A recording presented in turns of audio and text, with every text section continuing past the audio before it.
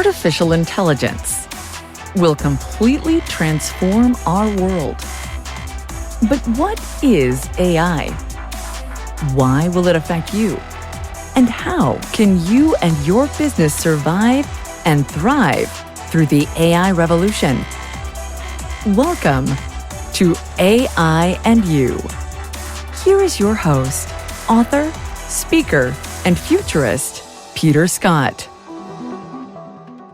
Hello and welcome to episode 225, where we will continue talking with Ravin Jesuthasan, who is co-author with Tanuj Kapileswamy of the new book, The Skills-Powered Organization, The Journey to the Next Generation Enterprise, which was published last week by MIT Press, and definitely scratching my Star Trek itch there with talking about next generation and enterprise in the title. We are talking about the future of work, and how traditional jobs are shifting to a skills-based economy, which AI plays a pivotal part in. Ravin is Senior Partner and Global Leader for Transformation Services at Mercer, a member of the World Economic Forum's Future Skills Executive Board, and of the Global Foresight Network. He's author of the best-selling books Work Without Jobs, Transformative HR, Lead the Work, and Reinventing Jobs. He was featured on PBS's documentary series Future of Work, has been recognized as one of the top 8 Future of Work influencers by Tech News, and as one of the top 100 HR influencers by HR Executive. Last week, we talked about the shift from jobs to skills, the impact of AI on work processes, the role of HR in adapting to these changes, AI's role in healthcare, and the importance of transferable skills in an AI-driven world. This week, we will talk about how AI is reshaping HR functions, including hiring, staffing, and restructuring processes, the role of AI in mentoring and augmenting work, the relationship between the future of work and the future of education, the real value of a degree today, and how AI affects privilege and inequality in the new work environment. Let's get back to the interview with Ravin Jesuthasan. Let's keep talking about HR. They need so much help here in an environment where so much is being disrupted. And I like to tell organizations, particularly schools, to think of AI as being not a tool, but a new hire, someone to be onboarded.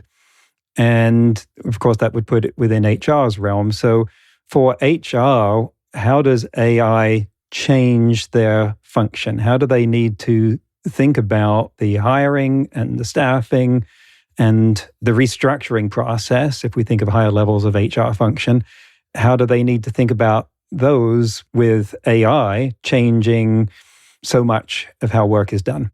You know, Peter, you've said something that I think so few people fully understand. So many see AI as being just a technology, and it is far, far more than that, because it is reshaping every aspect of work and the human experience of work. It is reshaping culture at scale and speed that I think few really understand.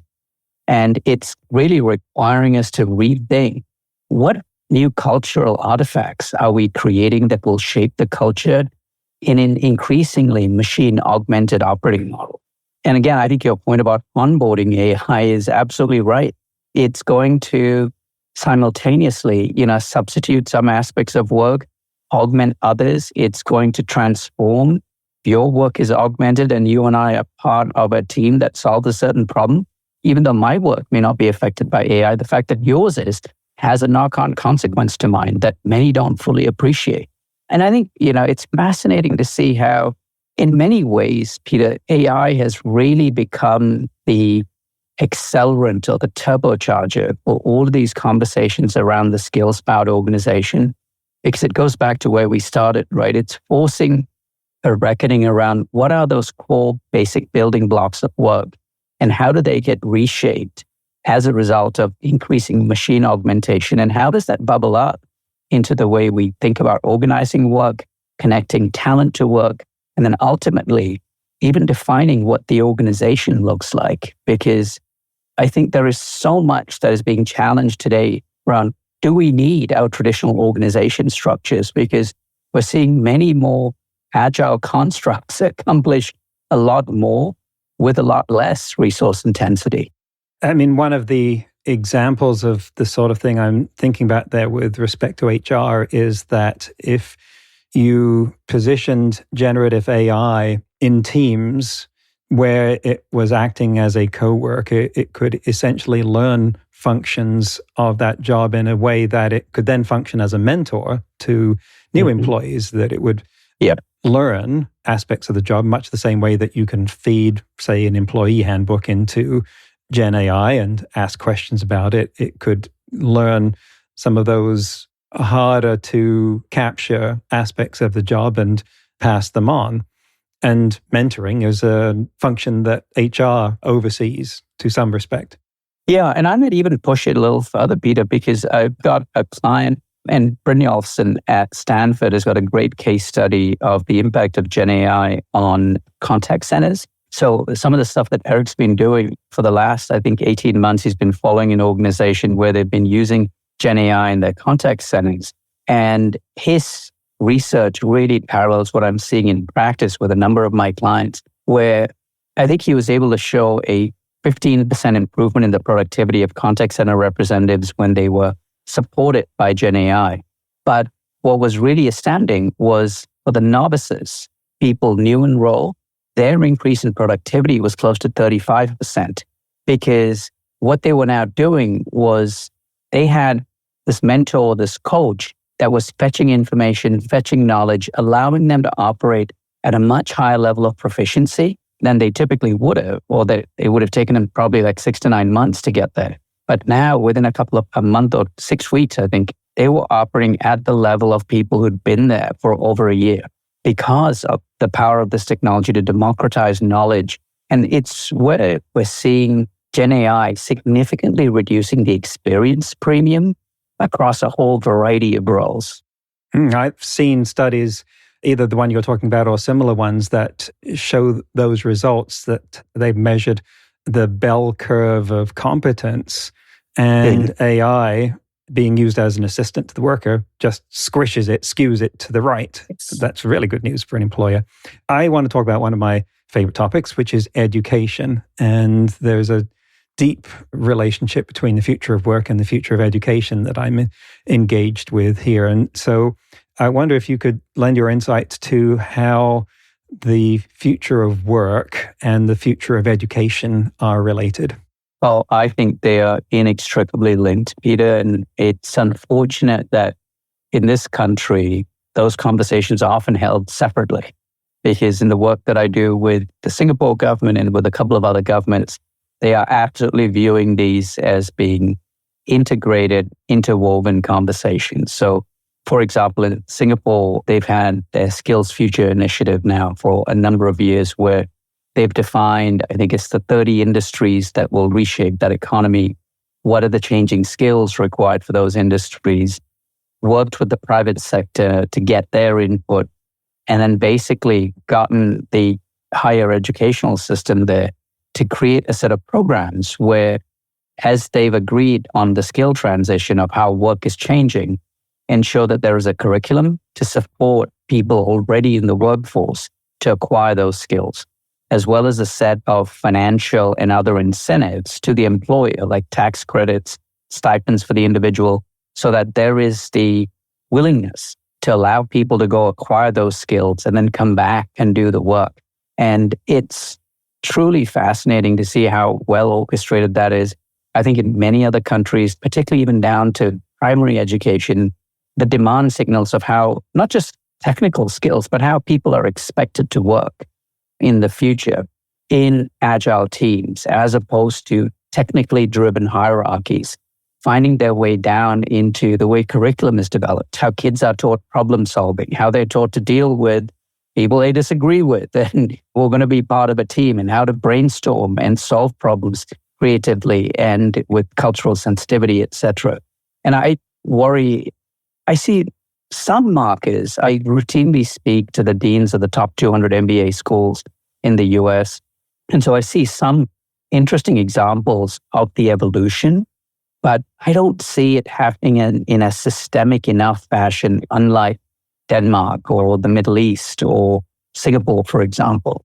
And AI is landing so heavily in this space at the moment. let's talk about something sensitive topic in many areas, the utility of a degree. And the benefit of a university education seems to range from checking a box that says I've got letters after my name, therefore I should be more hireable, to, in my case, in addition to the letters, it was the experience of interacting with brilliant minds and being challenged by them and expected to perform and rise to that level, which is clearly of value that extends beyond just checking a box for a resume. So where do you see this going?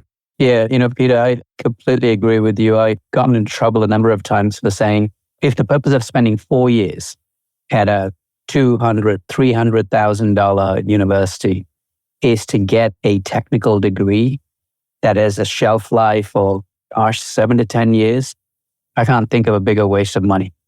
And I'd worked with a president of a university in Australia who, as he came in, said, we are one of the great engineering schools in the world.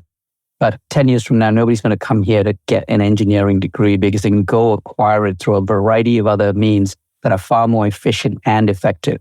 But what they are going to come here for is everything you've just said. They're going to come here to learn how to learn. They're going to come here to be challenged. And they're going to come here to see connections between one technical domain and another. They're going to come here to learn foresight. They're going to come here to learn the ability to look around corners and understand how to align a team to a common mission and purpose. And I'm not sure many of our esteemed institutions of higher education have gotten that message. I have seen a couple, like the Harvard Business School, I think, has said, our goal is not just here to give you a 4-year degree or a 2-year MBA, but it's to ensure your continued relevance. So you have unfettered access to all of our learning resources if you've graduated from here for the rest of your life, which I think is a pretty bold statement. And I think it's the first step, right, in saying you're not here for those letters, but you're here to acquire something that's quite different, that's quite exclusive. Because again, to come full circle to our initial conversation about hard skills versus soft skills or technical versus transferable, it's those transferable skills that we really need to be building in our leaders and our kids, along with the curiosity and learning agility that is going to stand them in good stead. Thank you. It's exactly where I was going there, is the connection between what's taught in a degree program and the skills model. I think this is worth elaborating on some more because post-secondary education is in such disarray at the moment, and I think most places just don't know what to do. This goes back a ways, but generative AI has forced the issue because it has, for one thing, made it impossible for them to keep the models of assessment that they have been using for so long. So it is really upset the apple cart for them. But I think they don't know what to do, by and large, about the value that they need to provide and how they do that. And I sense that your message about skills provides some of the answer. What do you think? Yes, I would certainly agree with that, because I think that the real benefit of, and we see this in the book, we talk about some of the things that they're doing in France, right, with their skills passports, in addition to some of the stuff going on in Singapore and the UAE and others, is if you move to a skills-based model, by default, you're democratizing access to opportunity because you're moving beyond some of those traditional markers. And I think what's interesting with AI, we did a simple analysis of what a middle school teacher earns in the US, in the average middle school, and the time she gets to spend with a student. And so the time and the cost of that resource versus just picking the baseline, the Khan Academy's AI tutor, and the 24/7 access, the amortized cost of that 24/7 access, 365 days a year versus the numbers just get ridiculous, right, in terms of just the sheer gap. But that AI tutor is not going to replace that educator. It's going to augment her, and it's going to build skills in that child that the human tutor might never have been able to teach, right? Not just because of time constraints, but also because of the limits of her experience and what she's able to teach versus if you think of everything that the Khan Academy's AI tutor is picking up from the thousands or hundreds of thousands of kids who are going through that and all of the different learning experiences. And it goes back to the point you made earlier, right? Around AI as a coach and a mentor, because of the ability to learn from everything that's out there. I really think we're going to see, in part, it's a little bit like healthcare, right? In part because it has lagged behind other industries so dramatically. I think education is probably due for a massive leapfrogging event as a result of AI. And that's why I'm working so heavily in that. What you were saying there about the cost comparisons on that level is what scares a lot of teachers. And I tell middle school teachers, you should not be afraid of this. Your job is not to transfer information, but to transfer enthusiasm and inspiration, because no student is going to remember something that ChatGPT told them for the rest of their life. And well, this is one of my hot buttons here. In our remaining time, I want to talk about the intersection of equality and privilege with the new work operating system, as you phrase it, because there's a lot of what AI and exponential technology is doing to the world that has this dividing effect of concentrating capital in places where there's already plenty of it and sucking it away from places where there isn't enough, to the extent that diverse parties have both come up with concepts like universal basic income. So there is clearly some role that privilege plays in the future of work here. Well, you can just talk about that in general, but I'm wondering, are things going in the right direction? I think we're at a real tipping point, Peter, in terms of what Gen AI could do. In theory, it has the potential to reverse a fair bit of the inequality that's been perpetuated through the third and fourth industrial revolutions, right? Where those technologies really enabled value to accrue to the likes of us, educated people who've had access to resources, who had the curiosity to keep developing our skills, etc. Given the democratized access to AI today with natural language, people like David Order at MIT, I think, believe that it has the potential to reverse any of the many decades of inequality. I think it has that potential. I would agree with that. What I worry about is kind of where you started, which is the providers of capital have ensured that value is accrued to the capital as opposed to labor for the better part of 80 years, right? 90 years. And I worry that with unfettered access, without controls, without constraints in place, there is nothing that stops them from rethinking the distribution of value. So do we need new types of worker protection in places like the United States, which clearly has far less of that than somewhere like Europe? I think conceivably, but I think the protections are different from the ones that we might have had in the past, where we're not protecting employment, but we're assuring employability, if that makes sense.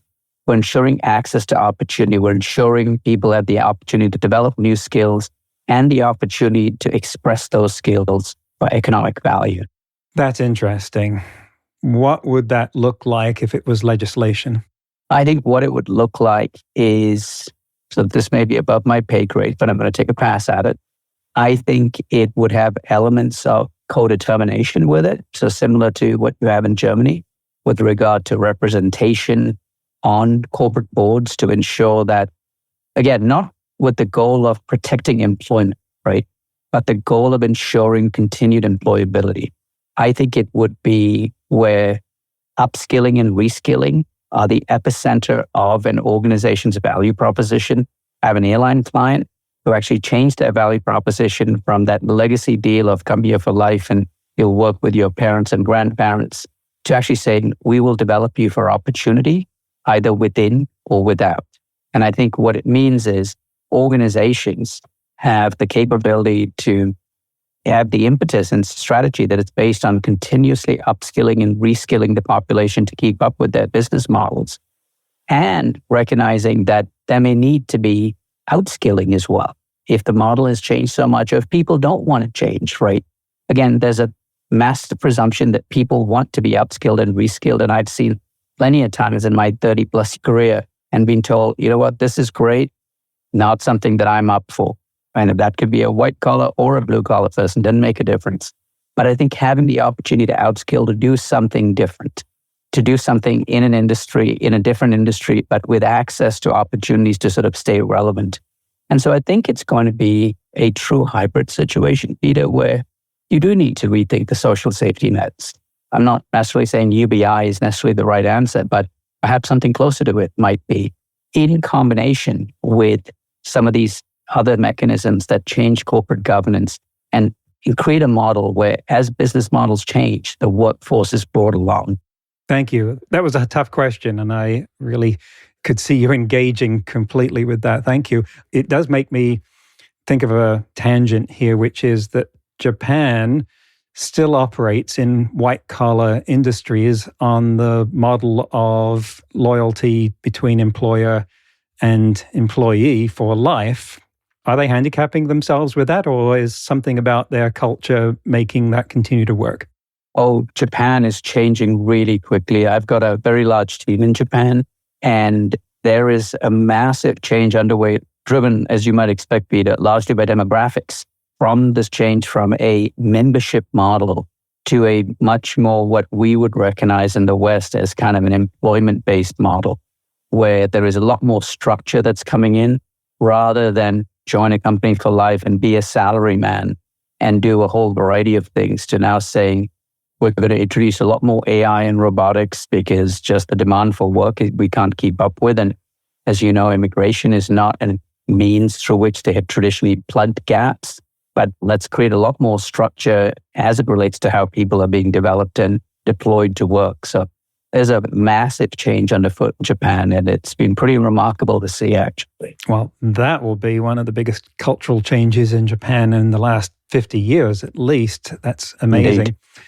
Let's head towards a conclusion here. What would you predict for the next however many years you want to make a prediction for in terms of how things are going to develop with the future of work and the skills revolution? You might expect me to say this, Peter, given the books that I've written, but I really see a pretty significant acceleration of some of these ideas that we've talked about. I think for many organizations, for many leaders, COVID, despite the protestations of many, COVID really exposed some of the shortcomings of the legacy model. I think COVID also for many highlighted the opportunities.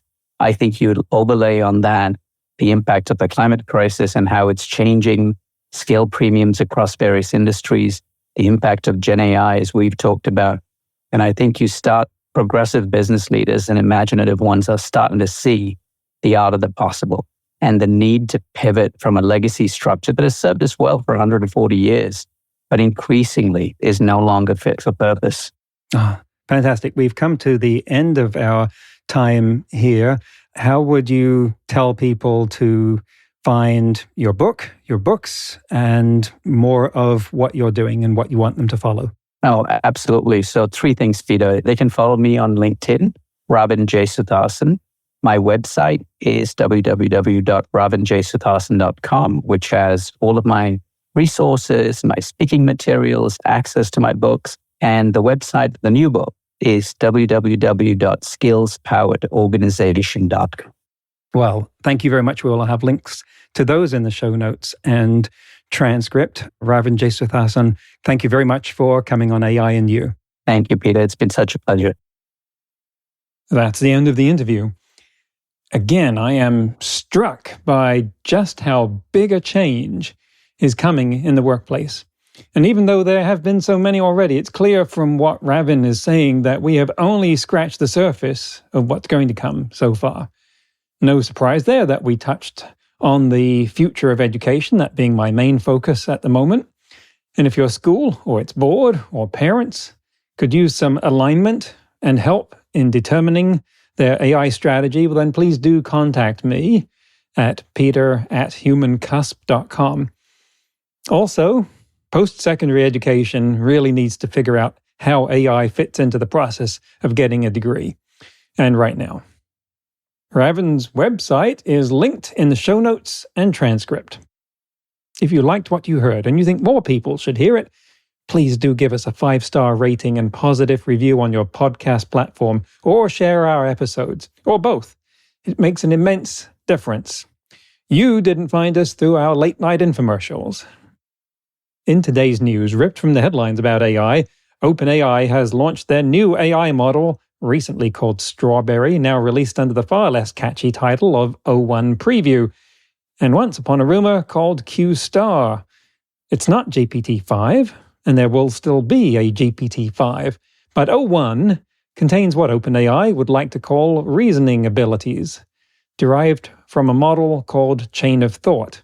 O1 is better at complex tasks, and people demonstrated how it could solve a crossword puzzle, for instance, which left other models floundering, although since O1 doesn't have vision, does require a lot of description.